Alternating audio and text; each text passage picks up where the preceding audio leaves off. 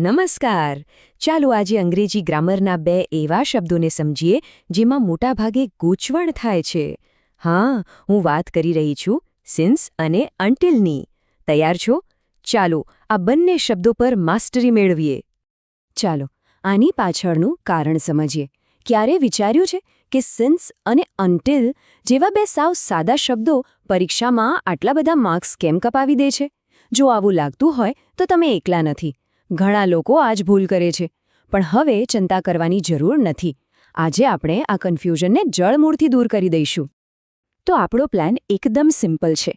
પહેલાં આપણે સમજીશું કે પ્રોબ્લેમ શું છે, પછી સિન્સ શું છે એ જોઈશું, એના પછી અન્ટિલનો વારો, અને છેલ્લે સામાન્ય ભૂલોને ઓળખીને એના પર એવી પકડ બનાવીશું કે ફરી ક્યારેય ભૂલ ન થાય. ઓકે, તો ચાલો શરૂ કરીએ આપણા પહેલા શબ્દથી, સિન્સ. આ શબ્દ કોઈપણ કામ કે પરિસ્થિતિનો સ્ટાર્ટિંગ પોઈન્ટ બતાવવા માટે વપરાય છે. જુઓ, આનો સૌથી અગત્યનો પોઈન્ટ એ છે કે સિન્સ ભૂતકાળ અને વર્તમાન વચ્ચે એક કડીનું કામ કરે છે. એ આપણને કહે છે કે કોઈ વસ્તુ ક્યારે શરૂ થઈ, અને મહત્વની વાત એ છે કે એ હજી પણ ચાલી રહી છે. સમજો કે એક બ્રિજ જેવું છે જે ભૂતકાળના કોઈ ચોક્કસ સમયને સીધો અત્યાર સાથે જોડી દે છે. જરા આ ટાઈમલાઈન પર નજર નાખો. અહીંયા ક્રિયા 2020માં શરૂ થઈ અને એરો સીધો અત્યારે પર આવીને ઊભો છે. આ વિઝ્યુઅલ એકદમ સ્પષ્ટ કરી દે છે કે સિન્સનું કામ શું છે. એક્શનના સ્ટાર્ટિંગ પોઈન્ટ પર ફોકસ કરવાનું. હવે આ એક ગોલ્ડન રૂલ છે, અને બરાબર યાદ રાખી લેજો. જ્યારે પણ તમે સિન્સનો ઉપયોગ એવી ક્રિયા માટે કરો જે ભૂતકાળમાં શરૂ થઈ હોય અને અત્યારે પણ ચાલી હોય, તો વાક્યમાં હંમેશા પ્રેઝન્ટ પરફેક્ટ ટેન્સ જ આવશે. એટલે કે હેઝ અથવા હાવની સાથે ક્રિયાપદનું પાસ્ટ પાર્ટિસિપલ ફોર્મ. બસ આટલું યાદ રાખી લેશો ને તો અડધી ભૂલો તો એમ જ ગાયબ થઈ જશે. ચાલો એક ઉદાહરણ જોઈએ એટલે બધું ક્લિયર થઈ જશે.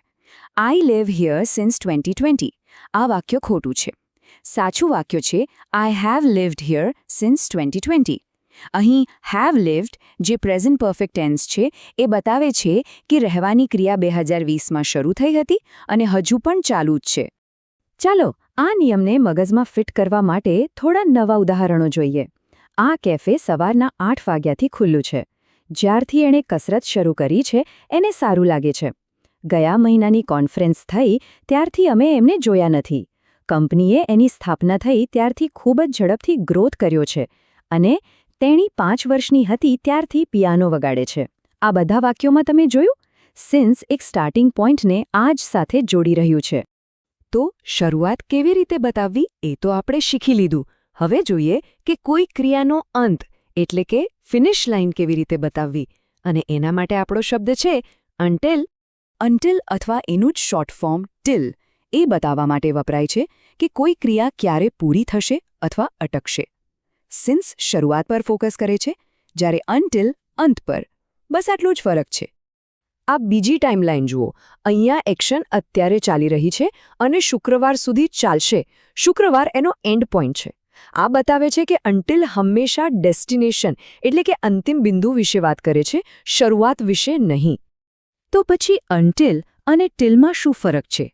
જો, અર્થ તો બંનેનો એક જ છે, પણ અન્ટિલ થોડું ફોર્મલ છે, જે પરીક્ષામાં કે લખવામાં વાપરવું વધુ સારું ગણાય, જ્યારે ટિલનો ઉપયોગ આપણે રોજબરોજની વાતચીતમાં વધુ કરીએ છીએ. ચાલો અન્ટિલને પણ થોડા નવા ઉદાહરણોથી સમજી લઈએ. અસાઇનમેન્ટ જમા કરાવવા માટે મધરાત સુધીનો સમય છે. આ સ્પેશિયલ ઓફર અઠવાડિયાના અંત સુધી જ ચાલશે. જ્યાં સુધી મને નવું એપાર્ટમેન્ટ ન મળે ત્યાં સુધી હું મારા પરિવાર સાથે રહીશ. મેરેથોન આવી ત્યાં સુધી એણે દરરોજ ટ્રેનિંગ કરી, અને જ્યાં સુધી બધા આવી ન જાય ત્યાં સુધી મીટિંગ શરૂ નહીં થાય. આ બધા વાક્યોમાં એક ચોક્કસ અંતિમ બિંદુ નક્કી થયેલો છે. સરસ. હવે આપણે બંને શબ્દોના અર્થ તો બરાબર સમજી ગયા છે.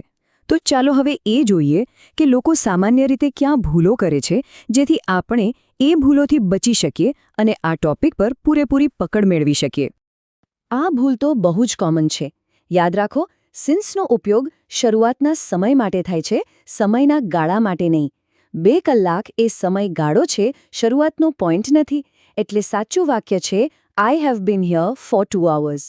સમયગાળા માટે હંમેશા ફોર વપરાય છે.